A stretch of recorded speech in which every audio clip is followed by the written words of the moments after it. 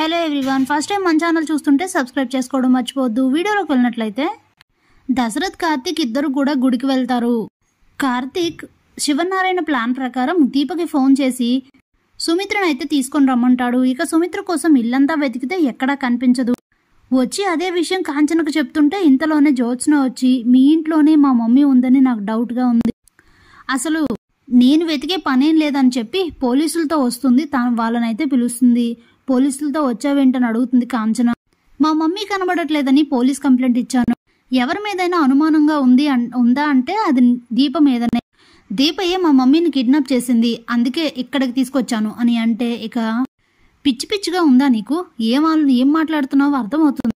నేనెందుకు అలా చేస్తాను అని అడిగితే జరిగినవన్నీ సరిపోవా, ఇక్కడే ఉంది మా మమ్మీ అని నాకు తెలుసు, అరెస్ట్ చేయడానికి మీరు సిద్ధంగా ఉండండి, నేను వెళ్ళి మా మమ్మీని తీసుకొస్తానని చెప్పి లోపలికైతే వెళ్ళి మొత్తం వెతుకుతుంది జ్యోత్స్న. కానీ ఎక్కడా కనిపించదు సుమిత్ర. ఇంతలోనే జ్యోత్స్న బయటకు వచ్చి దీప మా మమ్మీని ఎక్కడ దాచారు, ఏం చేశారో చెప్పండి అని అంటే ఎతికితే కనిపించిందా అని అడుగుతుంది. దీప నేను ఇక్కడికి వస్తున్నానని మీకు ముందే ఇన్ఫర్మేషన్ వచ్చింది, అందుకే మా మమ్మీని ఎక్కడో దాచారు, ఏం చేశారో చెప్పండి అని అడిగితే తిక్కగా ఉందా నీకు, ఏదనిపిస్తే అది చేసేస్తూ ఉంటావా, తాతయ్య గారు చెప్పారు కదా పోలీస్ కంప్లైంట్ ఇవ్వద్దని, మరి నువ్వు పోలీస్ కంప్లైంట్ ఎందుకు ఇచ్చావు, ఇక్కడే ఉంటే చెప్పకుండా దాచాల్సిన అవసరం ఏముంది, తీసుకొస్తాం కదా, అందరూ బాధపడుతుంటే నీలా బాధలో ఆనందాన్ని వెతుక్కునే రకం కాదు మేము, నీకెప్పుడు అర్థమవుతుంది అని అయితే అంటుంది దీప. ఇలా ఆలోచిస్తూ ఉంటుంది ఇంతలోనే జ్యోత్స్న. ఇంతలో సుమిత్ర అయితే ఇంట్లో నుండి బయటకు వెళ్తుంది. ఎక్కడికి అంటే శివాలయానికి. ఎప్పుడు పెళ్లి రోజుకి శివాలయానికి వెళ్ళి భార్యాభర్తలిద్దరూ పూజ చేయించుకోవడం అలవాటు. అదే అలవాటుగా ఆ గుడికైతే వెళ్తుంది సుమిత్ర. ఇక గుడిలో పూజ చేయిస్తూ ఉంటుంది. పూజ చేసి తిరిగి వెనక్కి చూసేసరికి అప్పుడే దశరథ్ ప్రదక్షిణలు పూర్తి చేసుకుని దేవుడిని దర్శించుకోవడానికి అయితే వస్తూ ఉంటారు. ఇక తనని చూస్తుంది సుమిత్ర. వెనకే కార్తీక్ కూడా వస్తూ ఉంటాడు. ఇదేంటి ఈయనొచ్చారు, ఇప్పుడు తను చూస్తే చాలా ప్రాబ్లం అని చెప్పి ఇక అలా పక్కకైతే వెళ్ళిపోతుంది సుమిత్ర. అప్పుడే దేవుడి దగ్గరకు వస్తారు దశరథ్.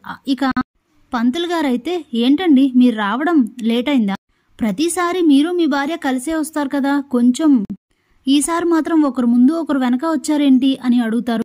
అప్పుడే దశరథ్ ఏంటి మా ఆవిడొచ్చిందా అని అడిగితే అవును ఇప్పుడే పూజ చేయించుకుని పక్కకెళ్ళా అనేసరికి కార్తీక్ చూసావా మీ అత్త వచ్చిందంట, అంటే ఎక్కడ ఉండుంటుంది, మనకి కనిపించకుండా కావాలనే ఎక్కడో దాక్కుని ఉంటుంది, ఇక్కడ నన్ను చూసుంటుంది, అయితే తనకు తెలియకుండా ఎక్కడుందో వెతుకుదాం అని చెప్పి చుట్టూ చూస్తుంటే ఇంతలోనే సుమిత్ర వెళ్ళిపోతూ ఉండడం చూస్తాడు దశరథ్. ఇక వెనక నుండి చూసిన తన భార్య గట్టి గుర్తుపడతాడు. సుమిత్ర అంటూ గబగబా వెళ్ళి కలవాలనుకుంటాడు కానీ తనకైతే దొరకదు. మొత్తం అంతా జనాల్లో అయితే సుమిత్ర దశరథ్కి కనిపించకుండా అక్కడి నుంచి తప్పించుకొని వెళ్ళిపోతుంది. అది చూసి కార్తీక్ ఇదేంటి ఇలా అయింది, నేను దీపక్ క్లియర్గా చెప్పాను కదా, మరి దీపక్ అక్కడ అని ఆలోచిస్తూ ఉంటాడు.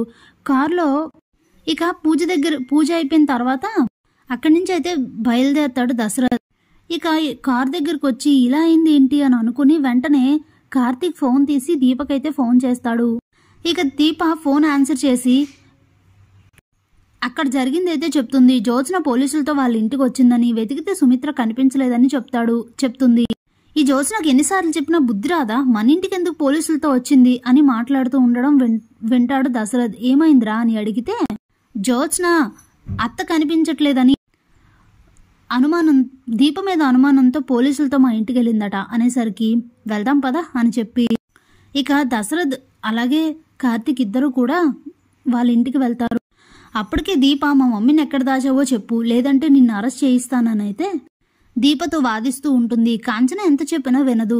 ఇంతలోనే కార్తీక్ అలాగే దశరథ్ ఇద్దరు వచ్చి ఏంటి నువ్వు చేసే పని, దీప కనబడట్లేదని సుమిత్ర కనబడట్లేదని ఎందుకు దీపని నిందిస్తున్నావు, నువ్వు చేసేది కరెక్ట్ కాదు జ్యోత్స్న, అయినా నాన్న కంప్లైంట్ ఇవ్వద్దని చెప్పారు, నువ్వెందుకు కంప్లైంట్ ఇచ్చావు అని అడిగితే చూడండి డాడీ ఇలా అయితే ఎప్పటికీ మమ్మీ దొరకదు, ఎందుకంటే మమ్మీ ఎక్కడుందో బావకి దీపకి తెలుసు అనేసరికి అవునా మరి అలా అయితే వీళ్ళింట్లో ఉండాలి కదా, లేదేమి ఇక్కడ కాకుండా ఇంకెక్కడ ఉంటుంది, అయినా నేను ఇప్పుడే గుడిలో మీ అమ్మని చూశాను అనేసరికి స్టన్ అయిపోతుంది జ్యోత్స్న.